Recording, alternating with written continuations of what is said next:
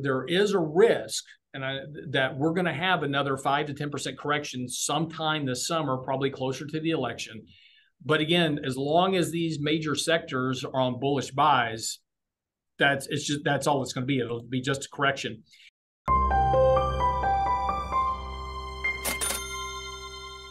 Welcome to Thoughtful Money. I'm Thoughtful Money founder and your host, Adam Taggart, welcoming you back at the end of another week for a weekly market recap featuring my good anti-fragile friend, Lance Roberts. How you doing, Lance? Yeah, anti-fragile is a good word for it today. So, yeah, well, let's just quickly talk for a second about why you're in a different environment than our normal weekly market recaps, and what's gone on in Houston over the past 24 hours. Yeah, so we had just massive storms over the last really starting late yesterday afternoon.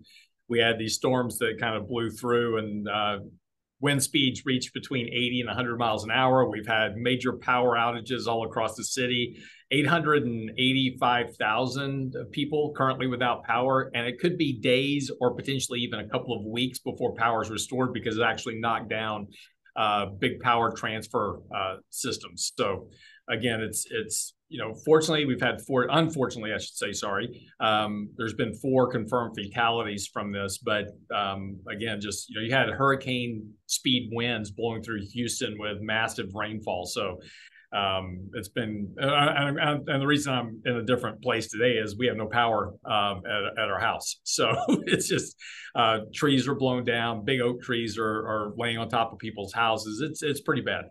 Yeah, you sent me footage from your street, and I mean, yeah massive trees down, and the pictures that are coming out online about elsewhere in Houston, yeah, I mean, in many cases looks kind of like a bomb went off. So very sorry to you and the folks of Houston. I hope you guys have a swift recovery from all this. Folks, maybe we're going to have to get used to this new background for Lance. If you start seeing him getting 5 o'clock shadow, growing a long beard, looking like maybe he hasn't showered in a while. It's just because he's that committed to these weekly market recaps. Exactly. Well, no, fortunately, where our office is located, we have power. So fortunately, there's a gym downstairs. I've got access to the gym, a deli, showers. So I'm okay. I'm going to be fine. All right. I may be living in the office for the next couple of weeks, but we're okay. I was going to say, reverse the work from home movement. You're now back to the office, and maybe you'll never leave now that you've gotten so cozy there. But anyways, super appreciate that you doing this, really still in the aftermath, the immediate aftermath of all that's gone on there. I similarly, well, not similarly, it's not nearly as much of a hardship as you, but have been traveling in my home office literally for about another 45 minutes to an hour while we do this, and then I'm off again.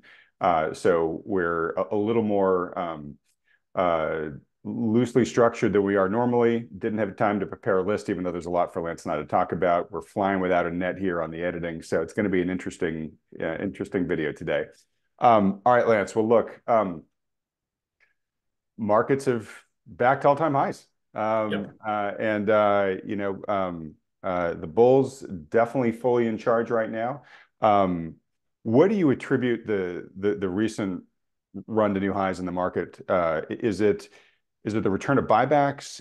Is it the market was looking for a catalyst? We got the CPI numbers, which, to be honest, they weren't terrible, but they weren't great either. But it seemed to be good enough that the market was able to use that as a reason to say, hey, no need to worry, we're getting those rate cuts we hope for.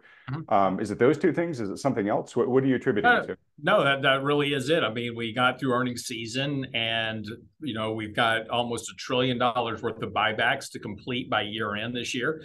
So that's just a tremendous amount of buying power that's coming into the market. So again, it's interesting. You go back to October of last year, and we were writing about then we said a little bit more October weakness before the year-end rally, and the whole premise of that year-end rally was the reopening of the buyback window for year-end buybacks, get those on the books before the end of the year.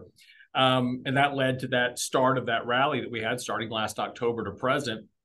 And then, back in, you and I discussed back in February and March, hey, markets are very overbought, they're extended, the buyback blackout window's coming, so expect a bit of a correction in the market, 5.5% decline.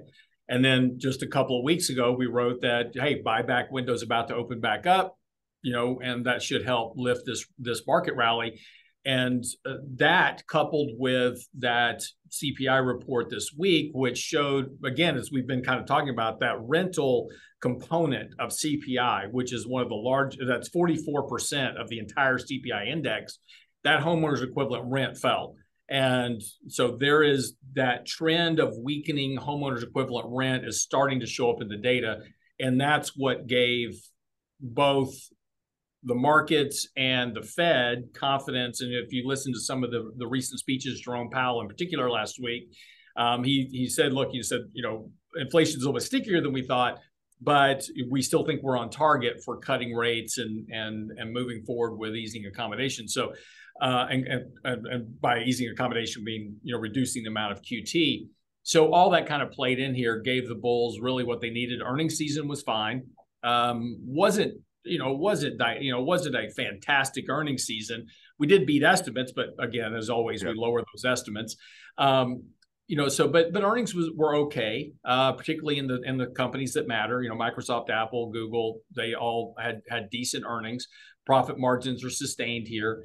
So again, really kind of the news is good. And I guess about 2 weeks ago, maybe a little bit more than 2 weeks ago, we posted this chart in our commentary, as well as you and I talked about this as well. We laid out these three pathways, and this was just as the market was challenging that initial 50-day moving average.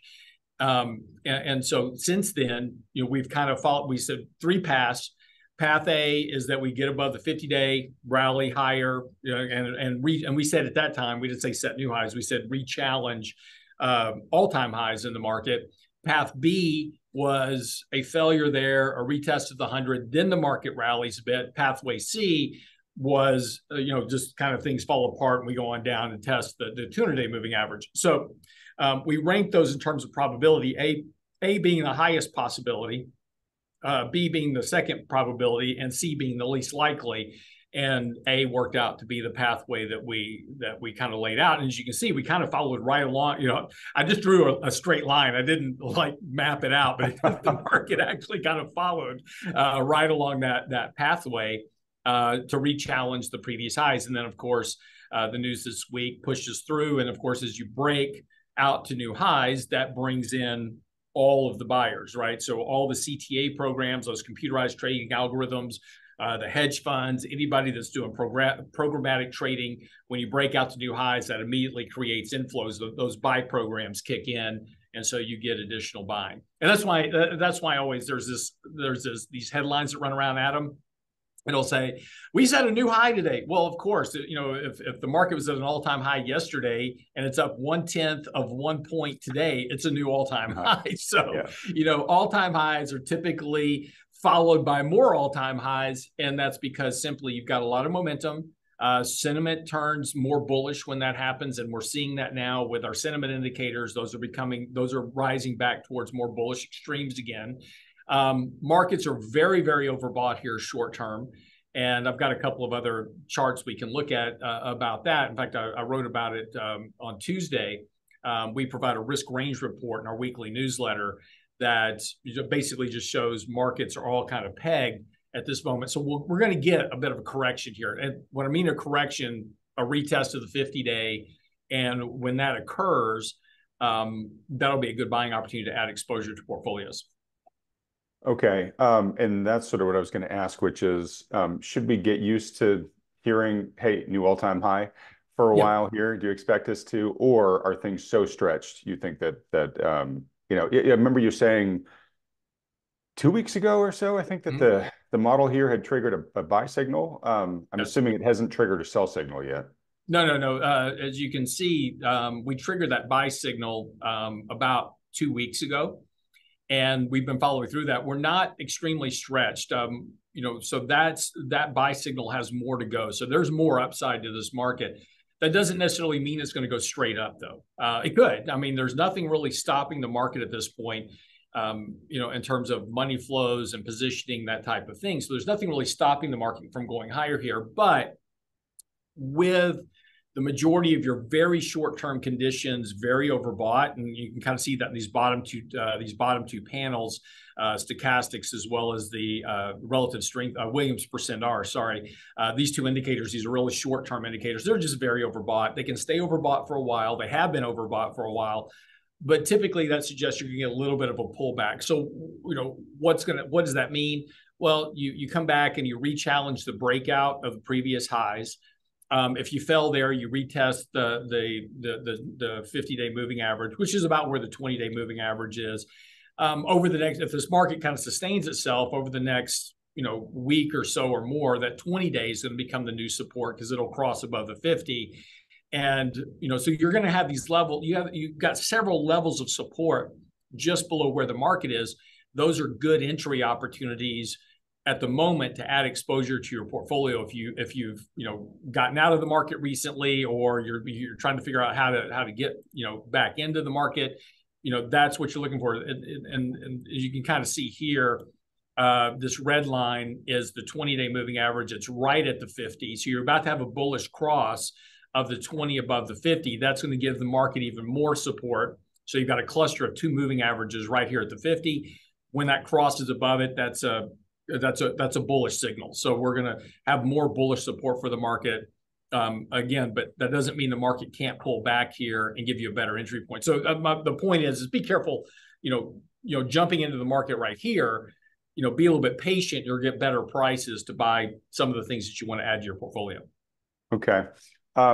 Maybe in a sec too, Lance, if you could pull up the sector chart and just see if the market is continuing to broaden out. Because that would be a sign too that the market probably has the strength to continue powering higher, correct? Yeah, and it has been broadening out. Utilities have been on fire lately, and we'll talk about you and I talked about utilities last week because we had talked about positions that we had added to the portfolio, and that was we added some utilities. We're adding some positions that play into the artificial intelligence build out, right? The backbone of what supports artificial intelligence. So if you take a look at this kind of graphic over here, technologies up and getting more overbought, but utilities right up there with it. If you go back to say October of last year, all these sectors were in this lower left-hand quadrant, which is oversold and really beaten up. Now everything's been migrating to the left, to the right, being overbought and not quite overbought yet. So some areas like communications, basic materials, they're not as overbought. Discretionary is the one thing that we'll talk about here in a minute.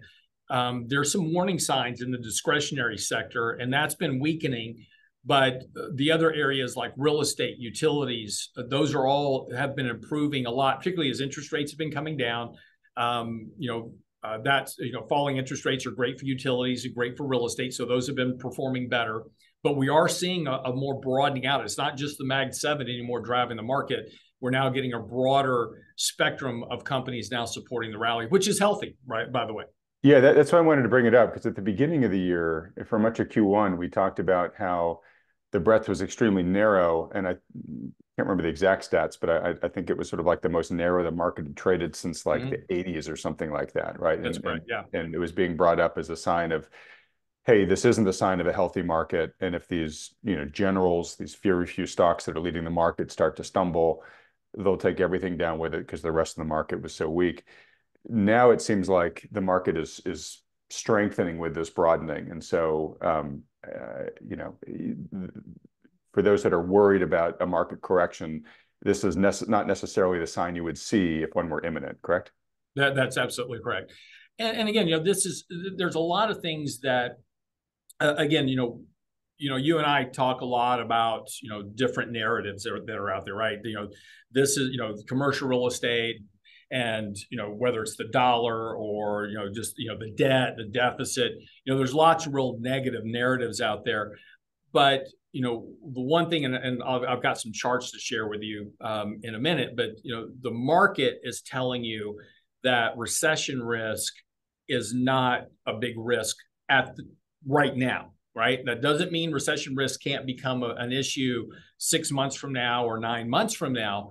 but the market is telling you right now the risk of a bigger downturn, an economic disaster of some sort, that's not a risk that you should be worrying about today. Today, right? So a couple of things. One, I actually want to talk about some of those narratives in the time we have today. So I'll bring the conversation there at some point. Just because I've been hanging out with real investors over the past couple of days, and I really want us to both crawl into their brains. Sure. I do want to say real quick, the market is not very good about predicting recessions. When we go into a recession, stocks are usually partying going into them. So I just want to make sure that's not a true statement at all. Is that not a true statement? That is a very, very bad statement to make, and I'll prove it to you. Give me 1 second. Let me just get up I actually just wrote an article on this. Okay, because this is... Of course I did. Adam, I knew what you were going to suggest. I'm sure you did. And just to not throw him under the bus, but this is what I've talked with Darius Dale about a lot, where it's like the party gets at its craziest right before the cops show up, right? So there is a partial truth to that statement, which is markets do well before a recession.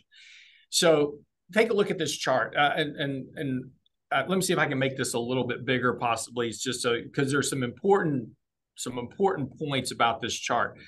So can you see the blue dots on the chart, Adam? Yep, I can see them. Can? Okay. So those are blue dots, and there's just interesting blue dots. Don't pay much attention to them. And of course, you say, well, Lance, those are at the peaks of the market, right? And that's a true statement, right? So prior to every peak of the market, we have this blue dot, right? And then the market declines. Pay attention to those blue dots. We're going to come back to those blue dots in a second. So hold on for me. So let's take a look at market peaks versus GDP.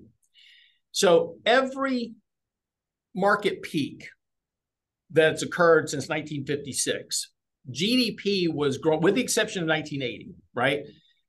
GDP was growing on average at 2% or better. Now, within a very short period after that, you had a recession start, right? So we've had, GDP is 1.6 right now. It's expected to be, I forget what the Atlanta Fed latest is. I think it's 3.8. You can correct me if I'm wrong. I'll pull it up while you're talking, so keep talking. Okay, but I think the Atlanta Fed's sitting out at 3.5, 3.8, somewhere in there for the second quarter. So anyway, strong economic growth right now. Certainly, in terms of your point, Adam, there's certainly no sign of a recession at the moment, but yet, we have this conversation about it. Okay, so let's go back and look at the market versus recessions. And the yellow triangles is where the National Bureau of Economic Research dated the recession. And what's important about this is that the market declined well before, on average, about 6 to 16 months ahead of the actual dating of the recession. So in other words, we have a lot of recessionary indicators, and right now the market is doing just fine. When the market begins to decline in earnest, that's where most likely the market is starting to recognize that entrance into an economic recession. Why? And the reason is because earnings are declining. And right now, earnings are growing, they're not declining. So once the economic environment hits a point to where you're getting a negative declination in earnings, the market will recognize that. And about 6 to 16 months later, the National Bureau of Economic Research will come out and say, oh yeah, that's where the recession started. And that's why it's always after the fact. But you'll note that the market always basically declines well before the recession is actually recognized. Well, so help me understand this then. So let's look at that last one that you were just on. So the yellow triangle is the dating. Is that when they're saying it started, or is that when they declared their dates for the recession? That's why they declare it. And see, this is the problem with looking at markets versus recessions, right? So if you just take off those yellow dots at the moment and just say, okay, let's just overlay the market with recessions, you can say, well, the market's a terrible predictor of recessions because you can see they're coincident, right? Right. Well, the problem is we didn't know we were in a recession at the time until 6 to 16 months later. They came out and said, oh, the recession started a year ago, back in 2000. As a good example of this is December of 2007 was the start of the recession. We didn't know until December of 2008. But the market was declining before Lehman ever occurred. That's where the bulk of if you look at 2008, the market was declining. There was no consensus of a recession. Everybody's fine. We're just in a correction. That's all it is, just a correction in a market. And then Lehman, almost 50% of the entire decline, I'm sorry, almost 60% of the entire decline of 2008 occurred following September the 18th, when Lehman was forced into bankruptcy. Right. But the market was already well aware that something wasn't right. And then of course, in December, they come out and say, oh, yeah, there was a recession that started a year ago. So the point is that the market is a good leading indicator of recessions if you pay attention to it. And right now, the market's saying, hey, there's not a risk of recession. Earnings are growing. Economic growth is fine. And again, economic growth isn't a great predictor either because of the revisions. But the market's looking at the data. And this is the one thing that I was talking a lot about this week on our radio show, which, by the way, we're in our studio. That's why it looks different.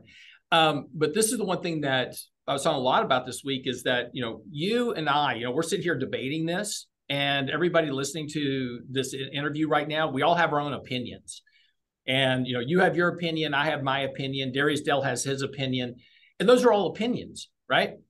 But we're all acting on those in the market. So you think about the stock market, right? You have buyers and sellers, millions of them, all acting on the same set of data. And we're all making decisions on this data, trying to assume what's going to happen next. So in other words, I'm looking at the market saying, okay, this market is this massive organic organism of very smart people. I mean, now we're talking about every major investor from Ray Dalio to Warren Buffett to everybody else, all making decisions about the market based on the same sets of data.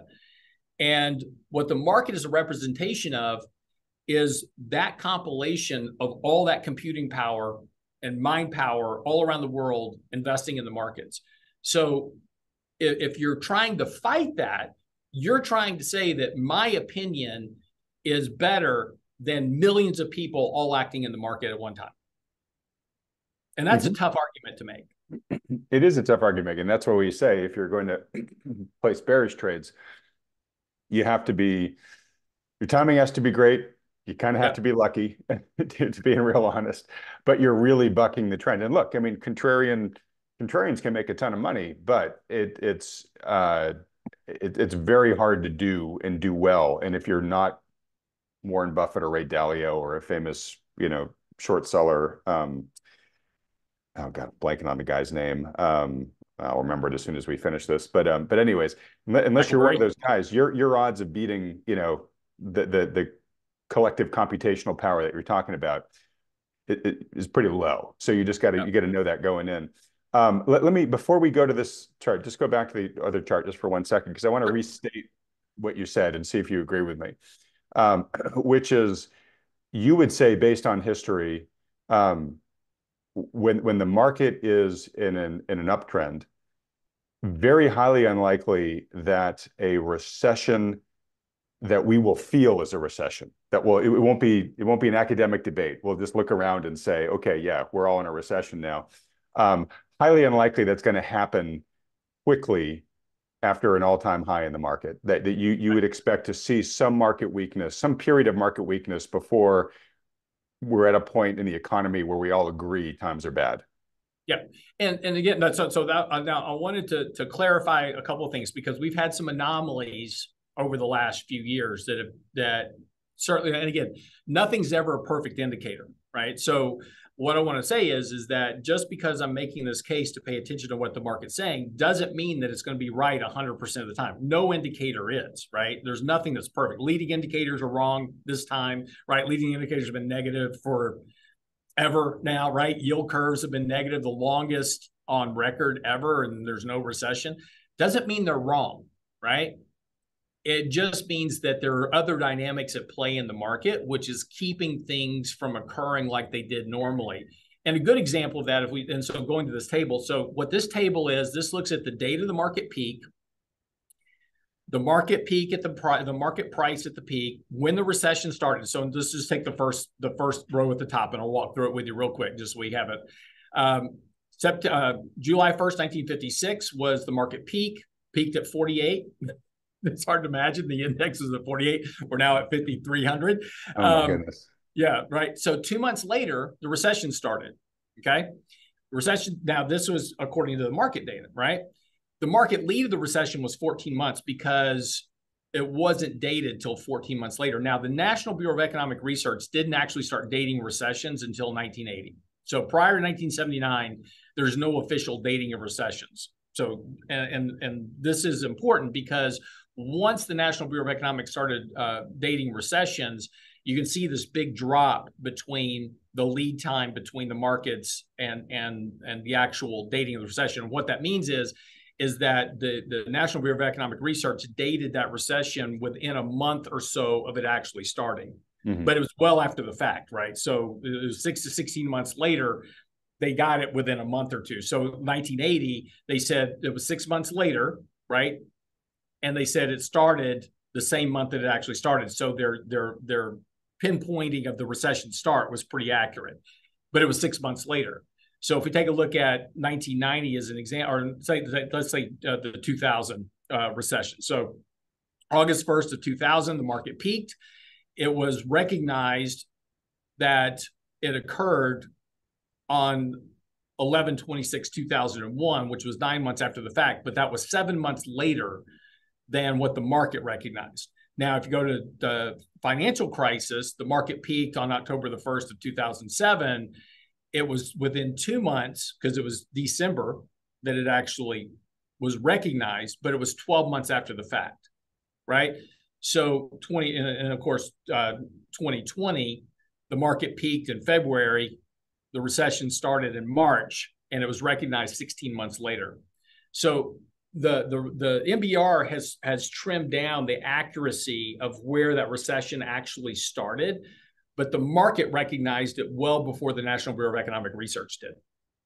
And that's the real takeaway, is that the market's a better predictor of these turns of economic dynamics better than, a group of economists sitting around trying to figure out when it actually started and waiting for the revisions. And remember, the National Bureau of Economic Research has to wait for all the data to be revised, right, before they make that announcement. Right. So again, just to sort of restate what you're saying, the market does a better job of sniffing out trouble.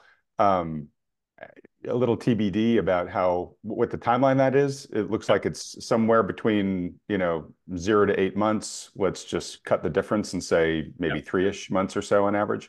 Yep. 3.5. And so to your point, when the markets are in an uptrend, especially if they're hitting new highs, highly unlikely that a recession is going to literally arrive tomorrow. And so you'd want to see some downward momentum in the market before you'd start entertaining the fact that we might be on a trajectory to recession in the near future. Yeah, and that's the important point, right, Adam? So is that there's a difference between a correction and a bear market. Sure. Right. So the sell-off in April, that was a correction. We came down. You said, and you could go back to April and say, okay, the market just peaked and we're now at all-time highs, and now it's correcting. So it's recognizing the recession starting. But again, it was the correction only lasted for a couple of weeks. Then the market, bounced and started rallying, made new highs. So that negates that. You're going to have to wait a bit for the market to begin to fail. And that's the big point, right? You're looking for where the market begins to fail. So in other words, you start getting a series of lower highs. You start getting a series of lower lows, and you're starting to trend a lot lower. I haven't updated this bottom line on this table is from the peak of the market 1/1/22. Obviously, at that point, the market peaked and it looked like we were going into a recession and a bear market. The market was down 20%, but again, we rallied in October. So that never occurred, right? So there's never been a recognition of the recession. The market didn't recognize the recession, although it looked like it was going to. Mm-hmm. It changed its view based on monetary accommodation. Earnings started to improve. Economic growth started to pick up. So again, that negated that whole thing. So now we've got to reset this table and say, okay, where's the next market peak? And then we'll begin that countdown again. Okay. So I think this has been a really instructive discussion because for the people who are understandably, concerned about valuations and a lot of the other things that we talk about, you know, you're basically saying, look, you really don't want to, I mean, sure, play defense if that's what makes you sleep at night, but you don't want to, you know, put yourself in the position where you're taking all your chips off the table when all the indicators are green like this. You're saying we're going to get some advance warning of potential trouble in the market. And so to the extent that the game is raging and the momentum is there in the market like it is right now, you can have some confidence that you can continue to play that. And I hate to use this analogy, but it sort of applies, which is the Chuck Prinz, you know, while the music's playing, you know, you should be out there dancing on the dance floor. Maybe you're going to be standing next to the exit, but, you know, if you want to be growing your wealth, we don't seem to see the conditions right now that say you want to be off the dance floor entirely. Now, again, that doesn't mean we're not going to have short-term corrections. So this is the table I was telling you about a second ago. So every week in our bull bear report that we produce on the weekends, towards the bottom, we have a bunch of tables on market statistics, fear, greed gauge, technical analysis of the markets. But we produce this one table. This is our risk range report. And so what this shows you is the price performance of major markets and sectors over the last 52 weeks, 24 weeks, 12 weeks, 4 weeks, 1 week. That's this first left colored column. And what that's showing you is that prices in these sectors and markets, are they improving? Are they getting stronger? Are they getting weaker? Right. And so if you look back over the last 52 weeks, they were all very red. Since then, they've become much better, right? Even bonds have been improving in terms of price performance. Then if we move further to the right, we have this risk range, which is where all these reds. Now, this is from the report 2 weeks ago. What these two columns, what the risk range analyzes is that in a given month, so in the month of May, right, is the S&P index trading outside of its normal risk parameters based on historical beta volatility and price movement. So let's say that on average, you know, we look back over history and the S&P 500 trades within a 2% range in a given month. It might be up 2% or it might be down 2% in a given month on average. Doesn't mean you can't have a bigger month, but on average, it trades between 2% positive, 2% negative. So as of now, or this was as of 2 weeks ago, the S&P was trading outside of that normal risk range for the month of May. So it's overbought short-term, meaning that you're probably going to get some type of short-term corrective action to relieve some of that overbought condition. Now, moving to the right, this becomes much more important.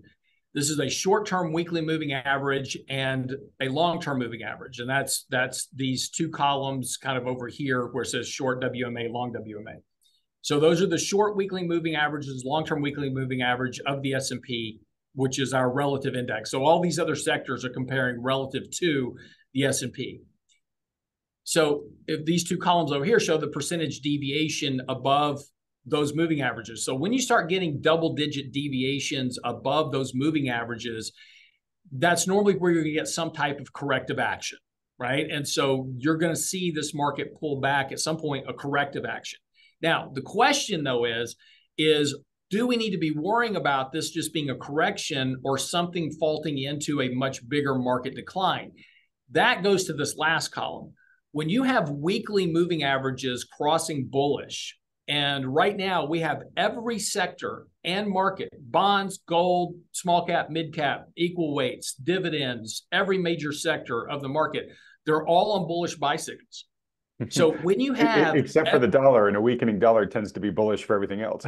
Correct, right? So it running contrary is not really that big of a surprise. But the point is that when you have every major bullish sector positive, the odds are that markets, there's not a risk to the market of going lower because everything is moving in a positive direction.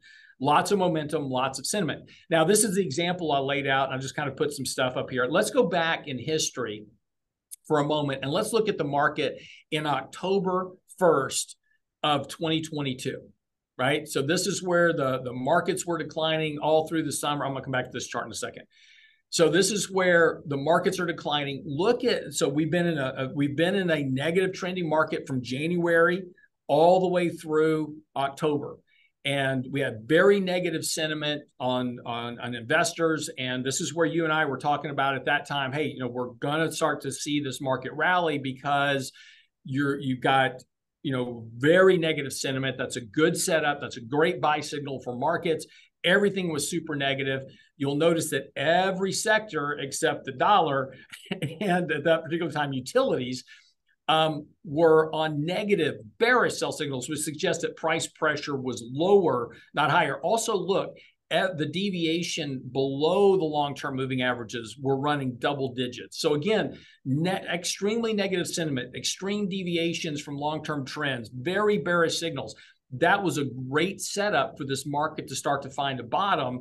And of course, that's what we did. Again, if we take a look at sentiment, we had some of the lowest sentiment levels in terms of allocation and sentiment that we had since the financial crisis and other major market bottoms. So again, every reason was there to understand that. Now, and if we go back and if I pull, we produce this every week and I keep a record of this.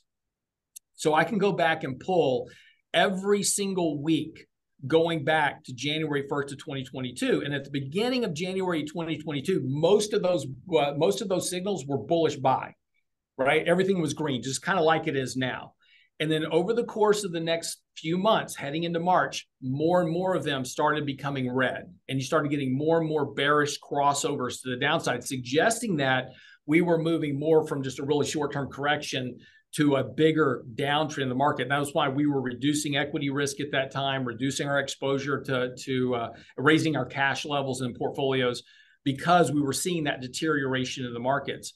So again, if we come back to look at where we are today, again, very, very bullish. Everything is fine.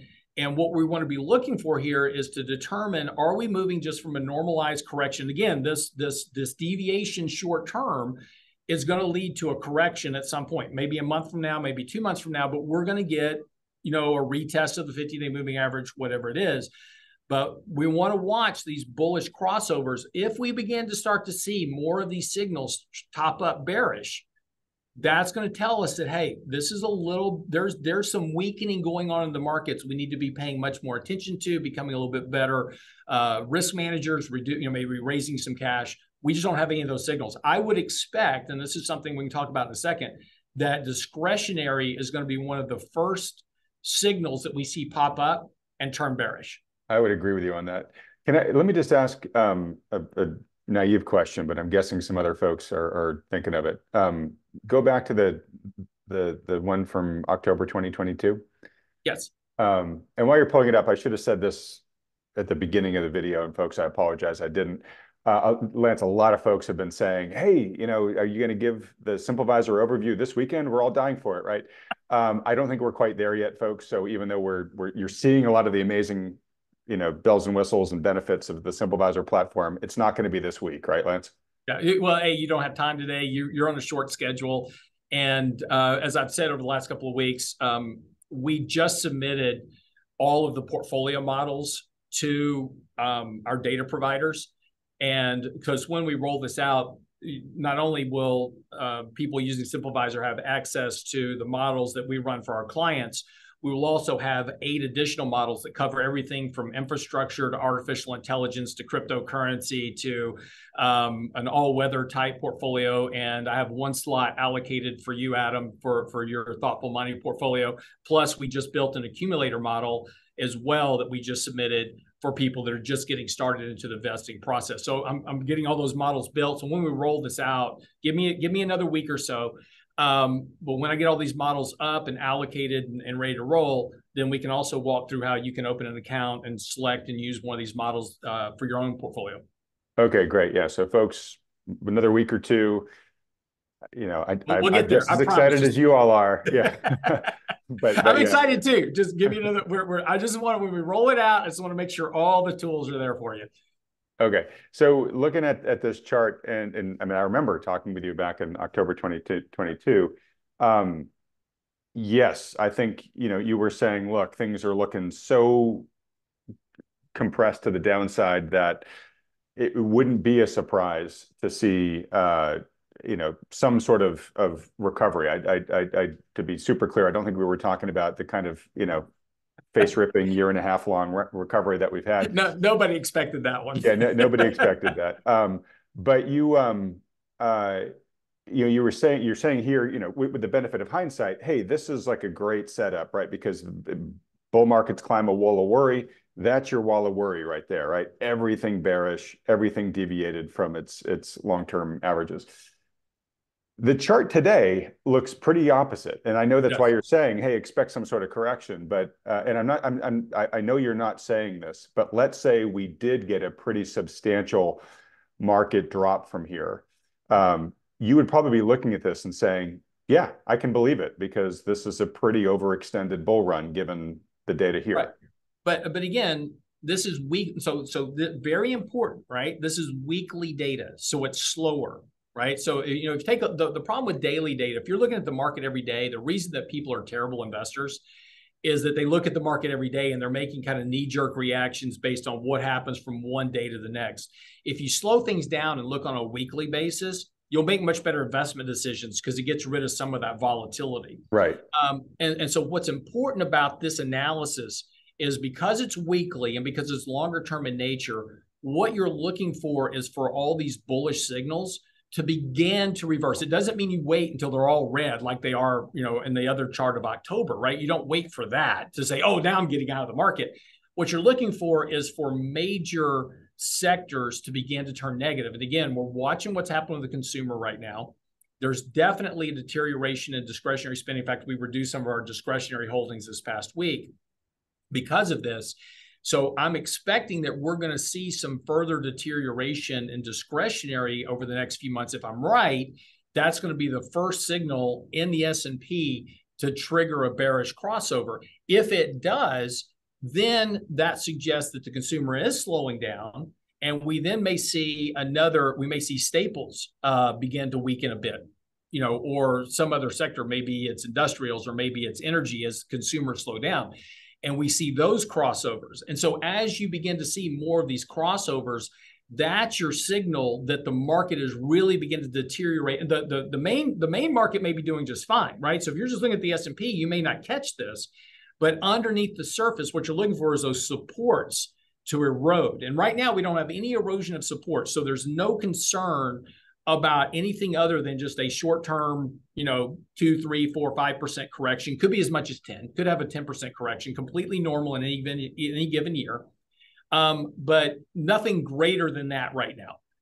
Again, when we get to September, October, prior to the election, expect a 5 to 10% correction. That's historically what happens because nobody wants to be long going into a presidential election. And I can't imagine with this election this year that anybody wants to be really long going into that election just because you don't know what's going to happen.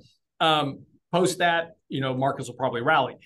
But again, there is a risk that we're going to have another 5 to 10% correction sometime this summer, probably closer to the election. But again, as long as these major sectors are on bullish buys, that's all it's going to be. It'll be just a correction.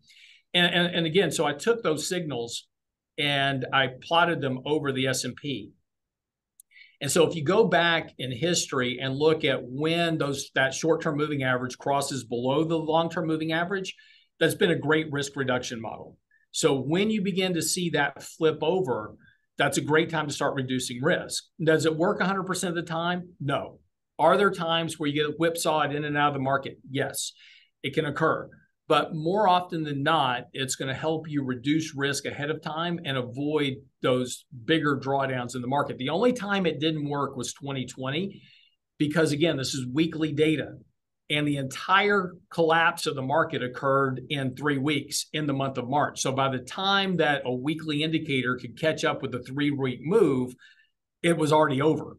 Yeah, so I think it's fair to say 2020 was a complete aberration.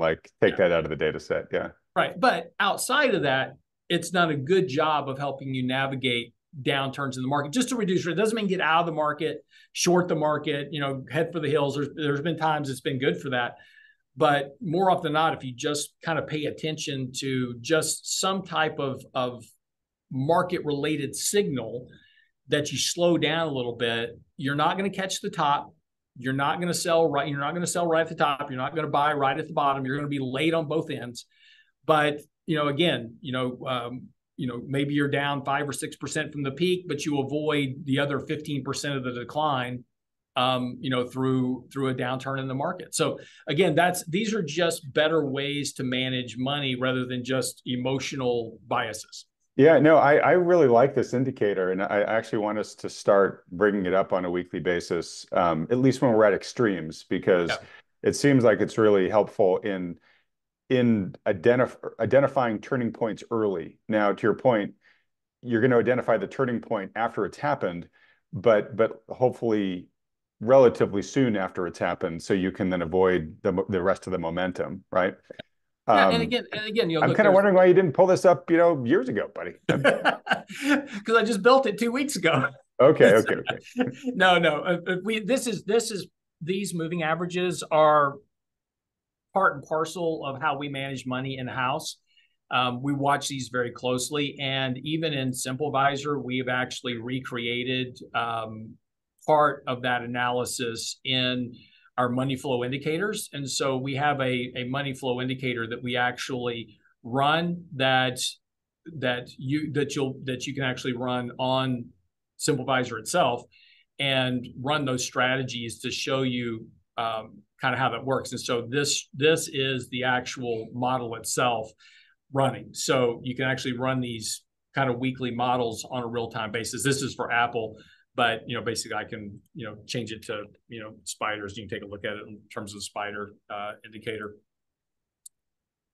All right, very cool. I know people are salivating now, wanting the full walkthrough of this thing. All right, I've got 4 things I want to get through before we wrap things up here, and we're beginning to get tight on time, just given the unique nature of today's video. Actually, and real quick before I do them, two additions. One, I did look up the Atlanta Fed GDP now. It's currently at 3.6, so it's still pretty elevated for GDP growth for Q2. It is down from 3.8 prior reading. The short seller, whose name I couldn't remember, is Jim Chanos, the famous short seller. I just didn't want Jim to think I'd forgotten about him. Yeah, don't want to upset anybody. Okay, and so basically looking at the markets right now, they're saying everything's great. Don't worry about recession. Likely to see probably higher highs from here, at least in the very near term. I was interviewing Jan van Eck yesterday. So his firm Van Eck, they have like over 100 billion in ETFs and funds that they manage, and I'm sure most people watching are familiar with Van Eck funds, even if they don't know it. A good example is GDX, the big mining fund. That's a Van Eck fund. They've got the biggest semiconductor fund. They're just visibility into a huge swath of the global economy.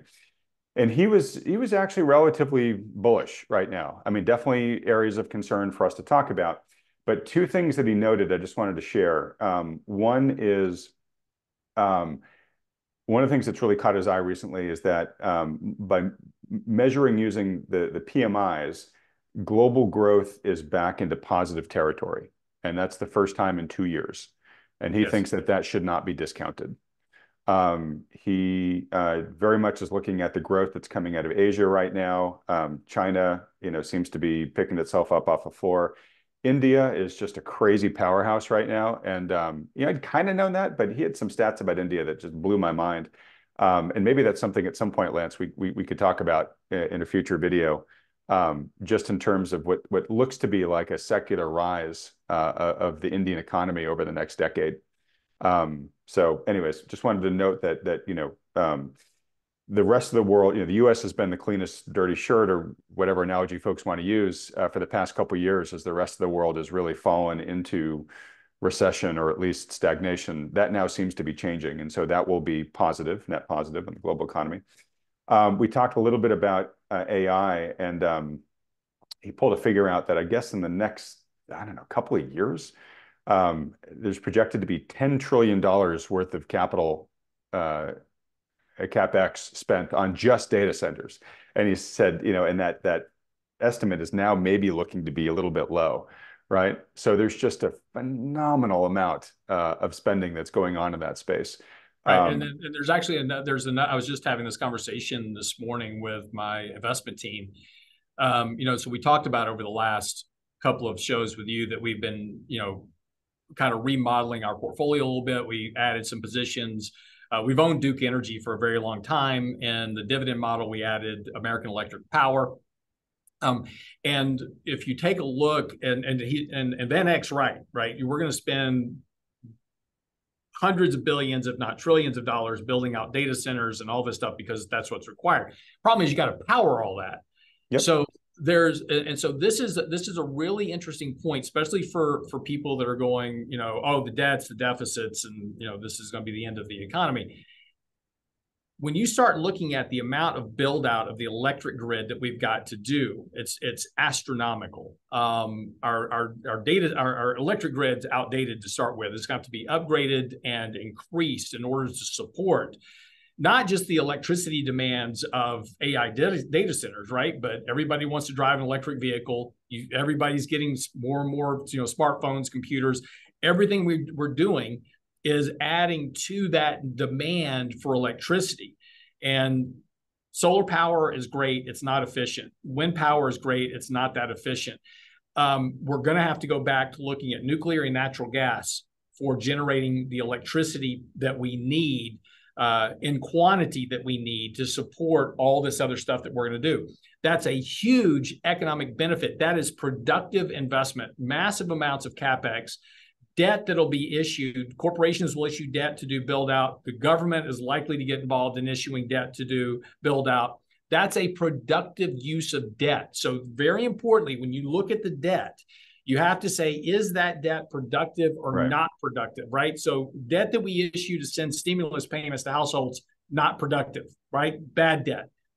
Good debt is debt that is used to do economic expansion that creates jobs. It creates demand for activity within the economy, things like copper and wiring and everything else involved, concrete, lumber, everything else.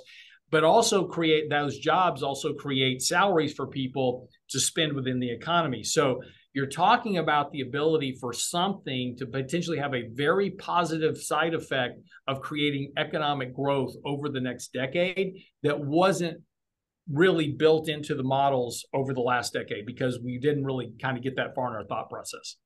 Yeah, and you're now kind of going perhaps into the last thing I want to talk about here, but we'll get there.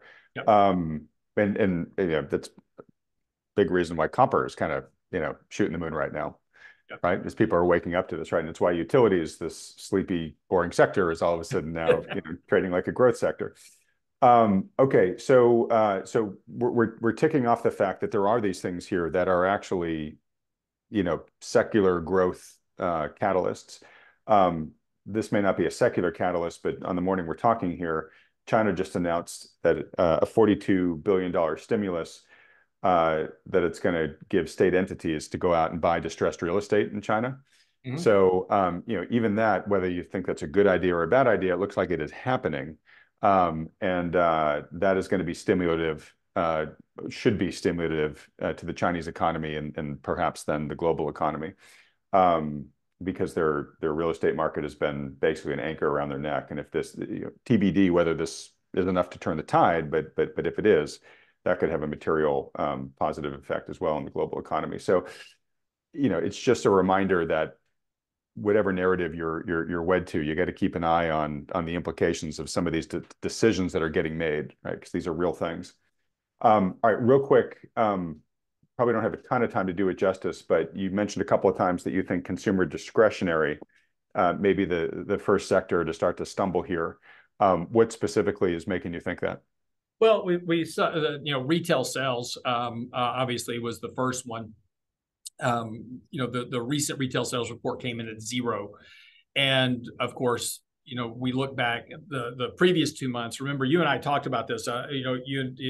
We were on a conversation and you're like, hey, the retail sales came in really strong. I was like, hey, hold on a second. You got to look at what was going on. First of all, February was strong, but that was, Valentine's Day.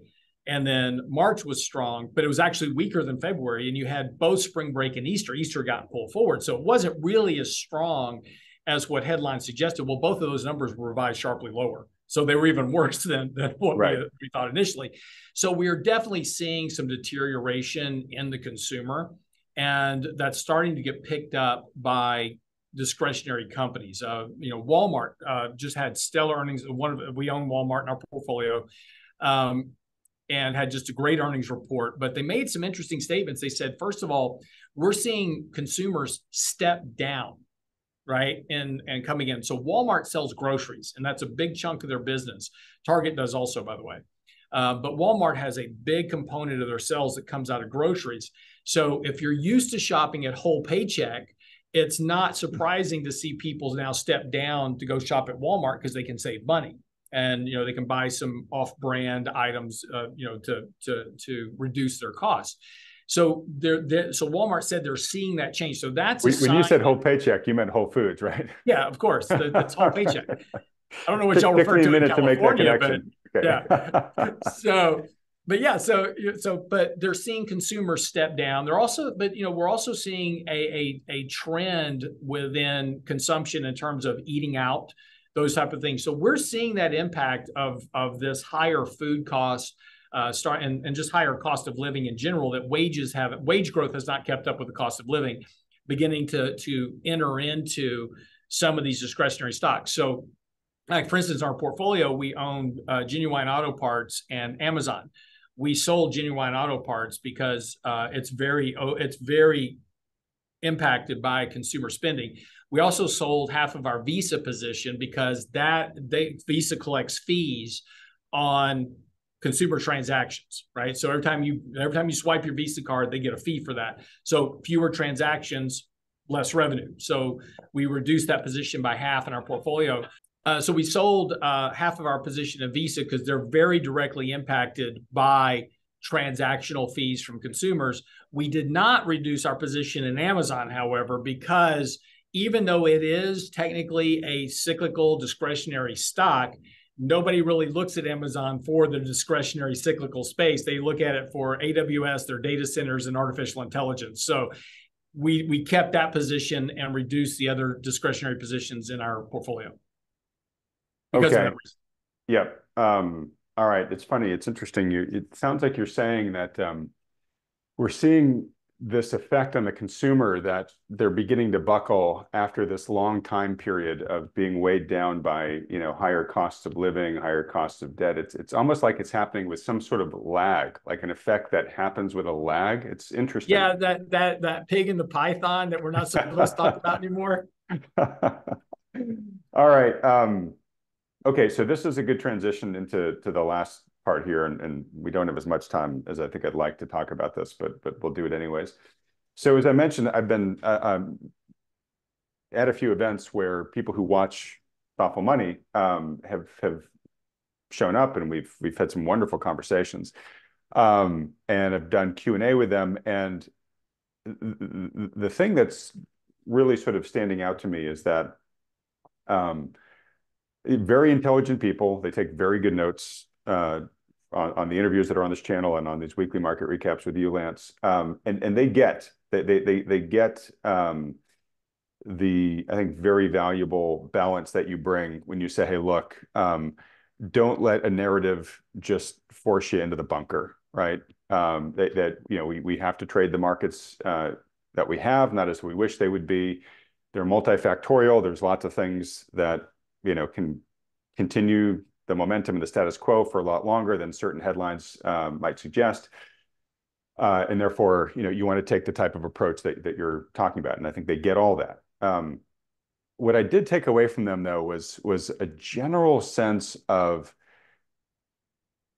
if I had to summarize their position, I would say it's concerned and it's distrustful. And what I mean by that is I'm just mention a couple of things. They look at the mounting debt that's going on in the country right now, combined with now the high cost of debt. And they just think, look, yes, maybe some of this is productive. Maybe we're going to get some benefit at some point in the future of some of this stuff. But this just can't continue forever, right? We can't continue spending at these levels forever with no consequences, right? But we seem to be acting like we are. They look at the 20 to 30% increase in the cost of living since before the pandemic, and they're just saying, look, we've just basically taken a cannon shot and now we're just sort of being told to walk it off, right? And inflation's still not fully under control. And we just don't have confidence that things are going to be improving on that side anytime soon. Yeah, the beatings might become less, but there's not going to be a day where we don't see great odds of a day where we feel like things are becoming more affordable again, right?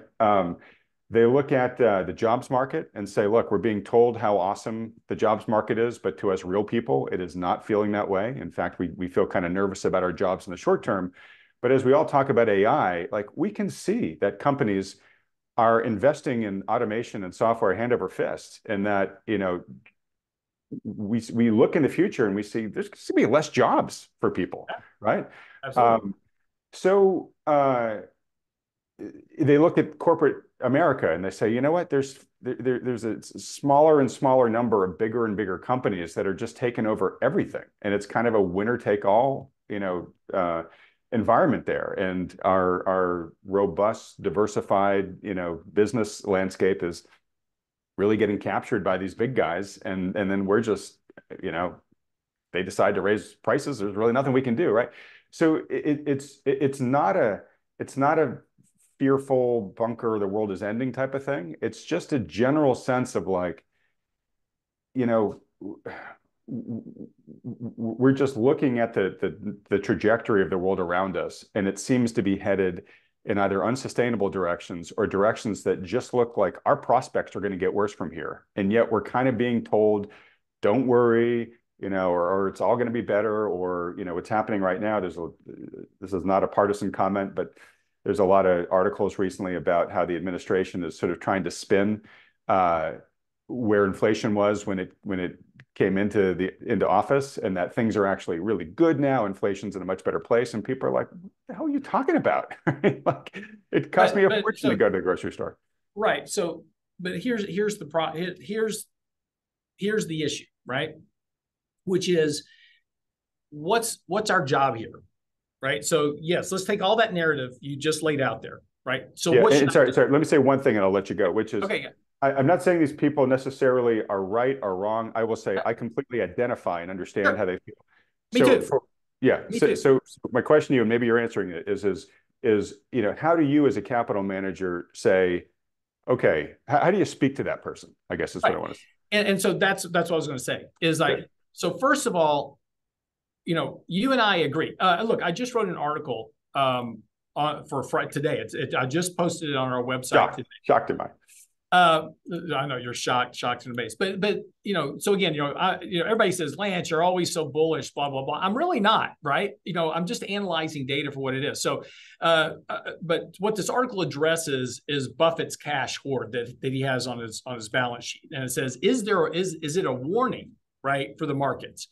And if you take a look at Warren Buffett, I'm going to answer your question, so just bear with me real quick. Don't worry, I'm trusting you. Yeah, but so you take a look at Berkshire, he has 189 billion in cash. It'll be 200 billion by this next quarter when he reports, right? Right now, his cash hoard, if you converted that to GDP, he would be basically larger than Ukraine. He would be just behind Hungary. So by the end of next quarter. So he's as big as an entire country all by himself, right? But here's what he said that was, and this is inflation-adjusted market cap to GDP. Currently, we're trading at 2 times the market value of what GDP says. So in other words, corporations are a function of economic growth. Their growth comes from the economy, right? That's where their earnings come from. It's our economic activity. So companies are trading at 2 times that valuation currently. So very overvalued. So what did Warren Buffett recently say? This is his words, right? And so I'll go through a bunch of data. You can read the article about market cap GDP, why it's important. But here's what he said. This is a snippet from his actual quarterly report. Now, nobody reported on this, but it was sitting right there in front of everybody. Occasionally, markets and/or the economy will cause stocks and bonds of some large and fundamentally sound businesses to be strikingly mispriced. Indeed, markets can and will unpredictably seize up or vanish as they did for months in 1914 and a few days in 2001. If you believe American investors are now more stable than the past, think back to September of 2008. Such instant panics won't happen often, but they do happen. And so when you start looking at what's going on in terms of valuation of the market. All those narratives that you just posted out there, right? Those all certainly are important. But what we have to look at is, what is our role? So if my role is simply to just worry about all these things, then you can sit home and worry about these things and kind of be miserable, right? Because they're terrible things. But if my job or if my role is to make money and grow my wealth despite all of those things. And so this is where we've got to really separate ourselves from all these different topics. Is debt to GDP high in the economy? Yes, it is. We're currently about 120, I haven't looked at it lately, but like 123% of debt to GDP. Japan is 280% of debt to GDP. So is debt to GDP high in the US? Yes. Can it get a lot higher? Absolutely. Japan is a great track record of what you can do with debt to GDP ratios. But the consequence of that is also we can grow our way out of it. So if all of this artificial intelligence, the build out of utilities, everything else that we're doing comes to fruition, then GDP will grow at a faster pace than the debt. And so, yes, we will still have a high debt to GDP ratio, yes, but we can begin to grow our way out of it somewhat over time. But it doesn't mean necessarily that the world just comes to an end. Yes, when you take a look at the nominal debt of our spending, it certainly seems high. But when you're spending money, you also have to look at it in terms of debt to GDP, which is a very important analysis of what we're doing with that debt and how we're growing it, and really what's the relationship. Deficits are the same way. You should look at deficit to GDP versus just the raw deficit. So you have to put some of these things into context, and when you do, you start to see a little bit of a different picture emerge than what a lot of these headlines suggest, which is that, yes, we're in a bad position, but it's not as dire as some of these other headlines suggest. So so taking that statement, what's our job with this? So we have two jobs. We can just sit here and worry about it and do nothing. Or we can say, I understand what that data is. Now, what can I do to better my position so no matter what happens with that data, I'm better off, right? So I can do that by making money in the financial markets. I can invest and grow my assets because markets are growing right now, and I can improve my wealth position relative to everybody else. I can improve my position in life by learning skill sets that are going to not be automatically replaced by AI, as an example. Yes, AI is going to replace tons of jobs. I was just talking to Brent earlier this week, and you know this, Adam, with YouTube in particular, you can't play music on YouTube because you'll immediately get copyrighted and they'll shut off your feed, right? Well, you can go to a website called murph.ai.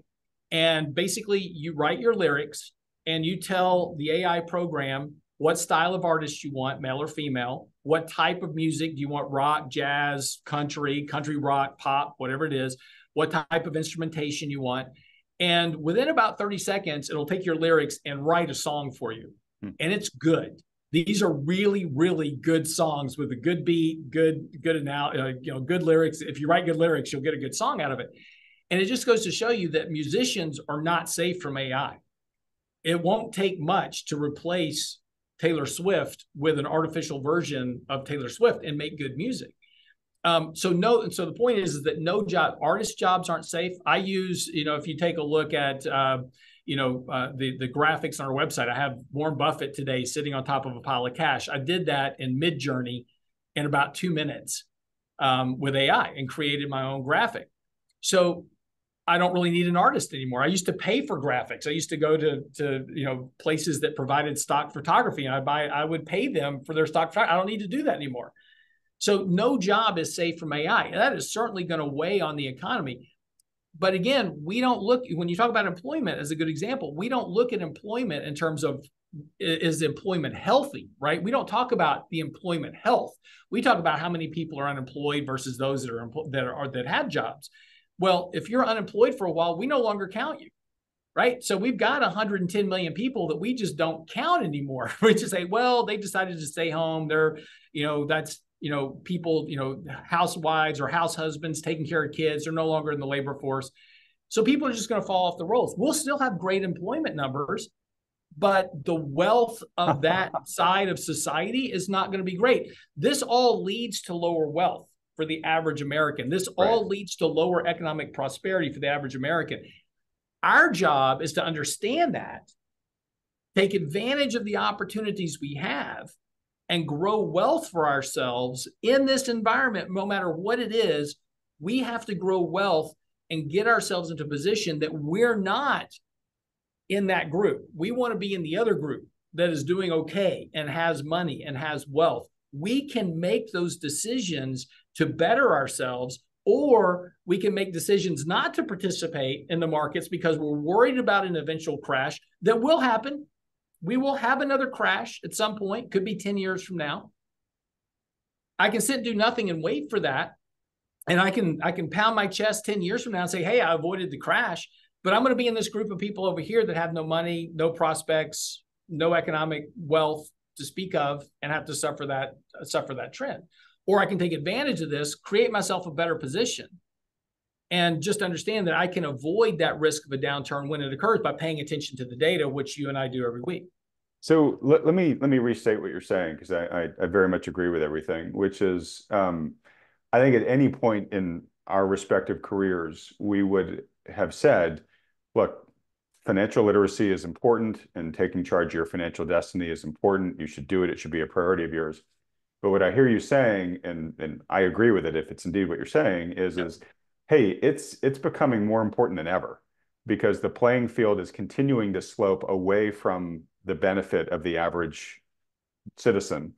And if you're not paying attention, and if you're not really leaning into playing the game hard in terms of generating as much income as you can, saving as much of it as possible, and then investing it in ways that beat the rise in the cost of living, you're going to increasingly start sliding, down to the uncomfortable side of that playing field. And again, this is the problem that we see, though, Adam, you and I see this all the time, is that, we have people making poor financial decisions. They put themselves in that position to where they become locked in to this economic area of the economy that is going to get worse. Things are not going to get better. Capitalism works. There's nothing wrong with capitalism. You can go out and start a business today. We've talked about that before. Corporatism is a problem. We have monopoly laws that we don't enforce, right? I think we can all pretty much make a case that Amazon is a monopoly, right? So I think that's a pretty easy case to make. But Google, Meta, I think there is a point to where companies become too large in and of themselves. And look, I'm a pure capitalist, Adam. So understand when I say this.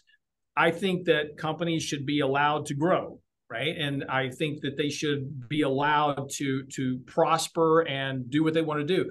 But that's on a private basis. So if I build a company, you and I, we go out, we build a private company, and we make hundreds of millions of dollars. That's our business. But once you become public, and once you're publicly traded, I think that you have a different responsibility in terms of your shareholders as well as to the public at large. And I think there's a point to where some of these corporations, particularly like Meta and Google, where they have a major influence on the information that we get in terms of their ability to control the flow of information, to the ability to shape opinion. I think that becomes a more dangerous structure that we need to review in order to protect the very basis of capitalism, to allow other competition to enter that market and to prosper along the overall edge of the economy. And I think there's certainly some problems there. But my point is that the way that we're heading is that we're continuing to pass policy that extracts capital from the middle class, the bottom 80%, and transfers that to the top 10 and 20% of income earners. So my point here is that we have a choice of which class do we want to be in. And if we don't want to be in that bottom 80%, we need to start thinking about how we invest, how we save, what we're doing in terms of our education, what our job prospects are. And if our job prospects aren't great, if we're in an area of the economy that's continually getting suppressed because of innovations in technology, we need to figure out how to change our job prospects in order to continue to grow. And so we've got to be thinking ahead about where the economy is going, and to make sure that we position ourselves and our children into a better position for the future, because the things that we're seeing now are not going to get better. There's nothing that's going to change the current landscape. AI is not going to, it's going to massively increase productivity, and it's going to lower job prospects for a vast majority of Americans. It's the same thing that happened with the dot-com bubble. The internet was great. Look what's happened with economic prosperity since the invention of the internet, because we increased productivity by so much. So agree with everything you said. I'd love to keep talking about this. I have to sadly wrap it up because I got to jump in the car. You got to go rescue your house. Yeah. I just want to underscore what you said, which is, look, folks, if you're watching this and if you're feeling a little overwhelmed, vulnerable, not exactly sure how to react yet to the stuff, that's fine. And what you should do if you're feeling that way is just continue to educate yourself so that you can, make better decisions about what you want to do going forward. I just want to underscore that if you don't know yet what step you're going to take, your priority is to get yourself educated up to the point where you can then make an informed decision. Because as they say, to fail to plan is to plan to fail, right? Is information by itself doesn't have value until you put it into action in your life. So, everything Lance is saying is we've got the opportunity here to have agency in our destiny. But the only way to do that eventually is to pick a path and set priorities and start going after them. So make sure that as you're self-educating here, that you're moving towards a decision point that lets you hopefully start, putting yourself in the right category that Lance is talking about. Don't be one of the victims. Be one of the people that actually comes out of this okay, so that you can do well and also help your kids and help your community and the folks that depend on you. Okay. In other words, in other words, Adam, take advantage of the victims. So. Oh, geez, come on. I'm joking. I'm teasing. I was going to say, you had everybody in the palm of your hand there cheering with you, Lance. Okay. Trades. Did you guys make any trades this week? Yeah, I kind of went over them a little bit, just, as we were talking a little bit earlier. But so one thing that we had to do, we bought a position in National Fuel Gas last week. Yep. And we had to sell that. The reason, and again, there's nothing wrong with the company at all, right? But we manage we're approaching $2 billion under management probably by the end of this year. Okay, so when we go to buy something, it requires we have to buy a lot of shares of something, and so we have to make sure there's liquidity in that position. And so we do a lot of analysis on stock liquidity to make sure that we can get into a position and get out of a position without dramatically moving the price. So we bought National Fuel Gas, has about a 4% yield on it. We like the natural gas pipeline space in particular because of, again, we think that the demand for electricity production is going to flip over to natural gas and ultimately to nuclear, because that's going to be, that's the easiest, most efficient way to produce electricity, and a lot of it. We may be wrong, but we'll see. But when we bought National Fuel Gas, it took us 2 days to buy the position because we could not get enough shares available for us to buy at one time without significantly moving the price. So the problem with that was we got into the position and the goal was to buy half a position. It pulls back, we buy another half. But since we couldn't get into the first half, there was no way we were buying the second half. And if we had two halves, if we had a 2% weight in the portfolio, if something fell apart and we needed to sell, there's no way to get out of the stock. Yeah. Without drastically dropping the price. So we very quietly sold that position over the last 2 days. And we replaced it with a position in ONEOK. So ONEOK is a very similar natural gas producer, pipeline, pays about a 4.5% yield on it. So it kind of fit within the same theme, but has much higher volume. So we were able to get in that position very easily. As I also noted, we sold half our Visor position because of our concerns over discretionary. We sold our position in Genuine Auto Parts, same reason, for discretionary. And we also sold in our ETF model a 2%. We had about an 8% position in discretionary in our ETF model, and we reduced that by 2%. Okay, so you basically sold a quarter of the position? Yeah, roughly. Okay. I don't All really right. think about it that way. I just think about it in percentages. So, I we know. reduced our equity by 2. So we reduced the ETF sector by 2. Oh, we also added a 1% stake in PSA in the equity model, which has about a 4% yield. It's a public storage for real estate. And then we added 1% of XLRE in the ETF model. Okay. Again, XLRE lower is interest energy. rates coming higher, better for real estate. Yep. Okay. All right. Okay. So just in wrapping up here, I don't have a rant, but I have a nice little story, which I'll just end it on.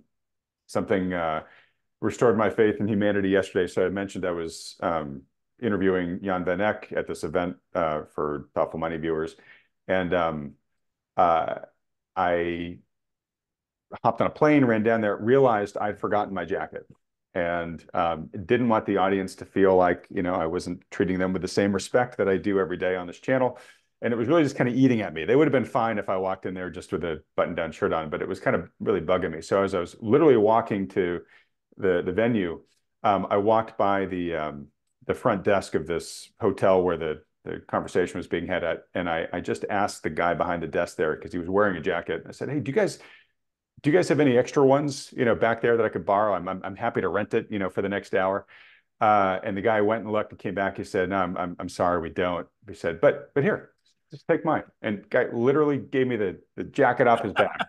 He goes, "He wouldn't take any money. Couldn't have been nicer about it. Saved my bacon right there at the end." And it just, I wanted to share the story there. One, I wanted to thank Lorenzo. That was the gentleman who did it. Really did me a solid, but also that this guy would just take the jacket off his back for a total stranger for absolutely no benefit. Really just made me realize there's still really good people out there in the world, and even though some, And that, that's a very important part because, all we hear about is all the bad stuff on the news. exactly. This is why I don't watch mainstream news anymore, and of any type. I don't watch financial news. I don't watch anything. I do research and I read, but you get this idea that the world's just a nasty place, and that's kind of my point about all these headlines that you were just talking about a second ago. Those are the headline stories about things that are going on. That's all the stuff we hear, right? How bad things are, but there's a lot of really good in the world, and as you and I talk about a lot, it's a much better way to go through life being optimistic than it is being pessimistic. And if you're always pessimistic about everything, it's kind of not a great way to live your life because you're always kind of bummed out. But when you get out and start talking to people, visiting with people, doing things, you'll be surprised that there's a lot of really fantastic people out there, smart, intelligent, trusting, sweet people.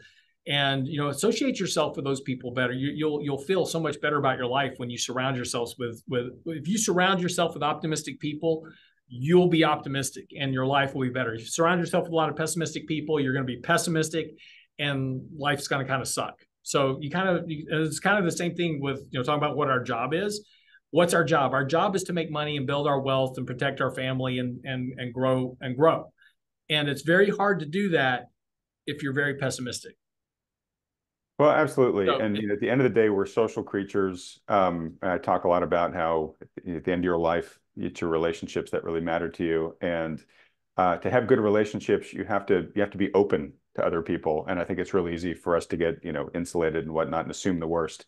And I just wanted to share this story because it really helped kind of shake me out of that and said, hey, you know what? There's really good people out there in the world. There are great people in this world. Adam, you're a great person, and I'm glad to call you a friend.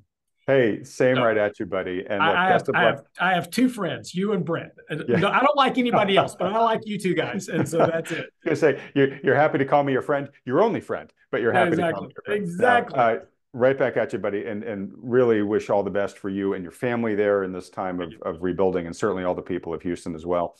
All right. Well, look, in wrapping up, if Lance is one of your best online friends, please let him know by hitting the like button, then clicking on the red subscribe button below, as well as that little bell icon right next to it.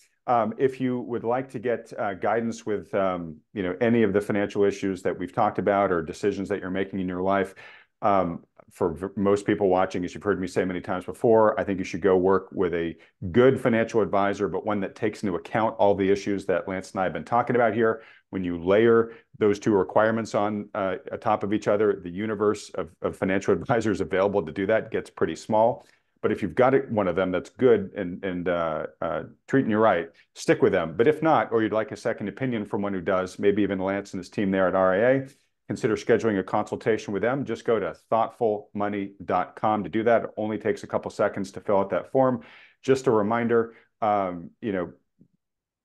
these guys want to talk to you, but only fill out that form if you're at a point where you're ready to really engage with them and take action.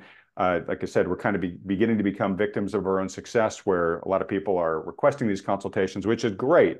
We want to help as many people as possible, but it really helps them if you're prepared and in the right mindset to take action based upon what you guys talk about. All right. And then also, if you also go to thoughtfulmoney.com, that's where you sign up for our free newsletter. And just a reminder, premium newsletter subscribers enjoy all the benefits of premium membership, but we've got the new Macro Pass service out there that folks are really liking. Just wanted to let you know that this week's Macro Pass report is coming from Edwin Dorsey, author of The Bear Cave, who is looking out there at short opportunities and has a new report out that he thinks is some of his best work. So I'll be a little cryptic about it, but if you're interested in that, go read the Macro Pass for this week. All right, Lance, my friend, always great doing this with you. Thanks for another week. Thanks especially for doing it this week when your life has just been turned upside down by the storm. Really appreciate it, buddy. It's always my pleasure. And look, my wife's in London right now, so she's escaped the whole thing. So okay. Lucky her. Lucky her, though. I'm sure she's nervous about you and probably really the dogs, right? Yeah. Yeah. All right, my friend. Well, good luck with that. If we can help in any way, just say the word. Absolutely. Thank you. All right, everybody else, thanks so much for watching.